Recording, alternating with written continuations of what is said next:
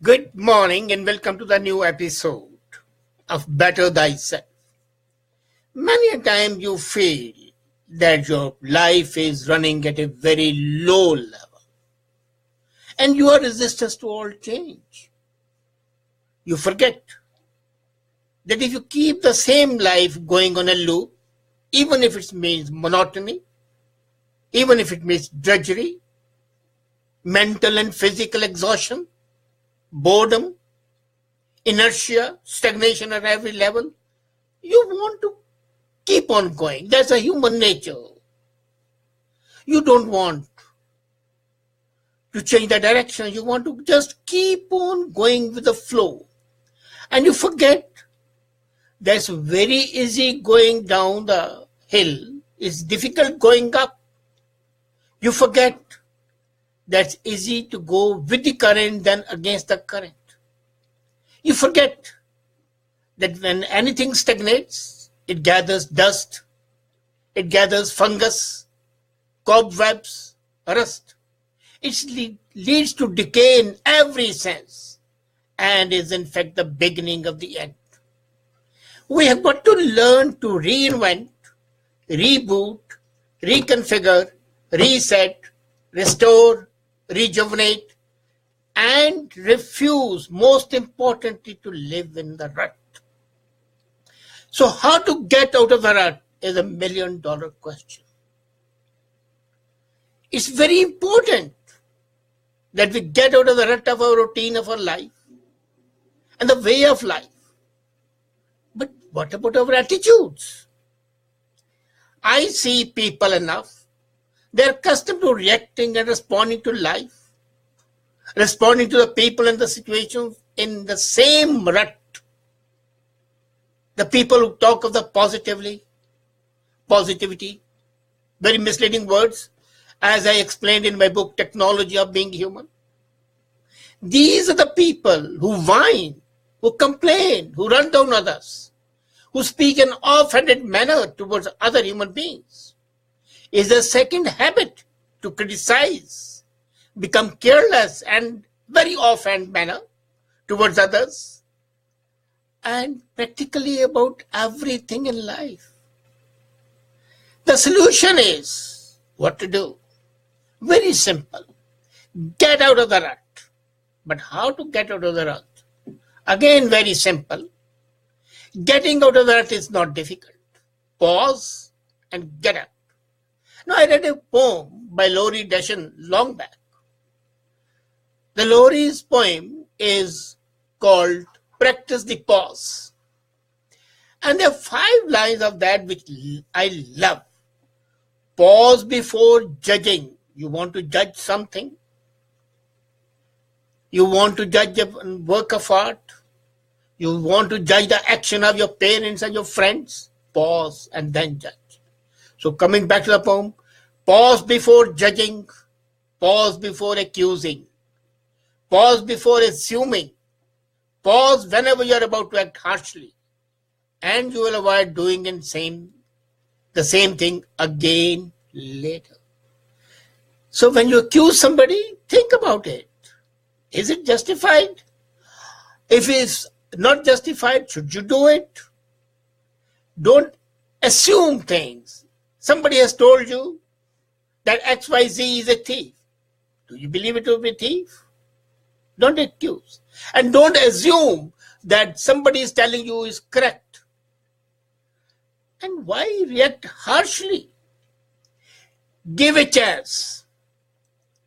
You see, people tell me that I often react harshly, but I always give 2 chances. The third strike, that's not acceptable. And that's why I do never regret. That's what you have got to do.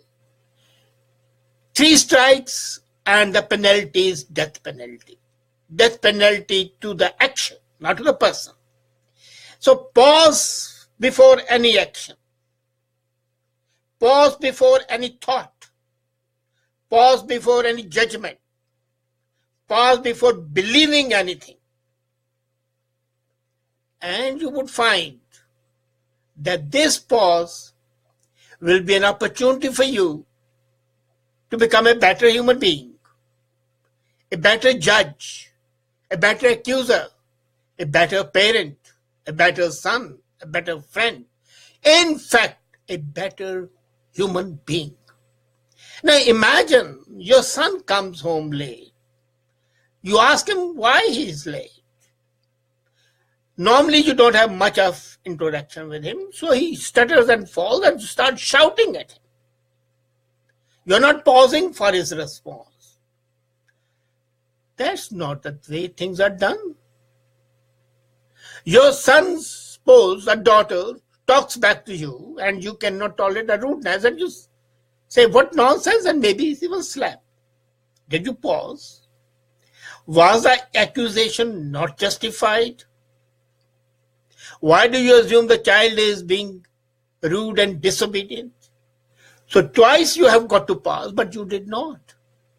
And that creates a permanent gap between you and your child. Your friend says something and you react immediately. Lose a friend and then lose the opportunity to make your own point. And if you had paused, things might have been better. Just pause for 10 seconds. I'm not saying pause for years and years together. Pause for 10 seconds. And you would yourself do things differently. When you pause, you enable your neural pathways, the nervous system, to readjust. And these neural pathways are conditioned from the responses of the past. So the new response which comes will be a change of the neural pathway. And every time you are confronted with a different reaction, when you pause every time, you will feel that you are being revitalized. Every time you feel weary and tired, you feel irritable, you feel angered, just pause. And then, when you pause, that doesn't mean that you accept that chalta hai attitude. Everything goes. Well, things are there, you can't change them. But you can at least say, no, you will not be a part of the whole scheme. And again, I'll give you a very simple example how the pause helps. Do you have a dog, a pet? Have you ever seen a dog come out of a bath? When the dog comes out of a bath, he pauses and then shakes himself very furiously. And the water from his body goes flying in all directions. Now that process you have got to do internally. When you pause, check your inside. Think about the diverse aspects of the situation and then react. Whining doesn't help, complaining doesn't help, shouting doesn't help, running down others doesn't help. Pause and changing your neural ways, your reaction. When you pause, give yourself an idea. What would you have done in place of the other person whom you're confronted? What would have been your response if you had said the same thing to him, and what would you have expected? And then another thing. When you're faced with the situation, when you pause, don't be a statue. Don't just stand and stare. Pause and then smile. Put a smile on your face. Even if it's a false smile, immaterial. Put a smile in your face and think of a proper response, a positive response, a suitable response. And if you cannot think of a response immediately, just keep on smiling, even if it's a fake smile. What happens is, from psychological point of view and from neurological point of view, when you are smiling, whether it's a real smile or a fake smile, this would trigger endorphins within your brain and lead you to a new energy and a new thought. These endorphins in your brain immediately become activated when you're smiling. There's a certain connection between the twitching of your face when you're smiling and the activation of the endorphins. Ensure that they are activated. And when they are activated and agitated, your brain starts working furiously. And then you come up with a proper response. So immediately you did not have a proper response. Your response was that of an impulse of reaction. But 10 seconds and a smile on your face changes the whole situation. And then the word is new. What you used to think that distant hills look green. It's not the distant hills, it's the hills right where you're standing that is green. The happiness that you will have, the satisfaction you have, and the rut you come out of it. You know, what is rut? Rut is a mental block that you have created around yourself. Rut is a hole in which you have fallen because of your not reacting in a proper manner. Because there is no empathy between you and the other persons. Sympathy you might be having. Empathy you don't have. If you remember and recollect what I had talked earlier of the need of empathy, that is important. And these 10 seconds of pause, this smile on your face would simply make you react, respond, and act in a manner that others would not be expecting you to do. And when you act in a manner where the others don't expect you to do, that is your victory. You have come out of the rut as a better person, as a better human being, and the person whose company they desire, whom they want to talk to, with whom they want to interact. What more can be there?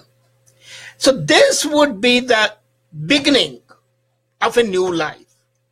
You would not be just living, existing, you'll be living. You see, it's a very major difference between existing and living. Existing is just breathing, eating, walking. You forget that even the worms breathe, even the snails eat, even the ants move. As Homo sapiens, as human beings, you are not meant only for that three purposes. You have to rise above that. And to rise above that, you have to get out of the ruts every day, every minute, every second. Each moment of your life, if you don't react, can be a rut. And the rut will become deeper and deeper in which you will sink. It will become an abyss. So this is extremely important, that you not only get out of the rut, but do not let the ruts grow. And if they grow, then there's no hope. Then you are just existing. So practice to pause. Pause and change the rut that you are in. You are not coming out of that, as a matter of fact. When you face a situation after a pause with a smile on your face, you are changing the rut you are in. You are changing the routine.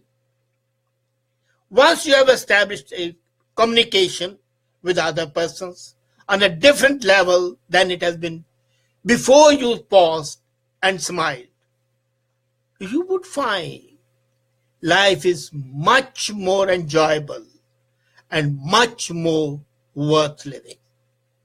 So smile, pause, smile, and then react. Practice a pause. Practice a pause to get out of the rut.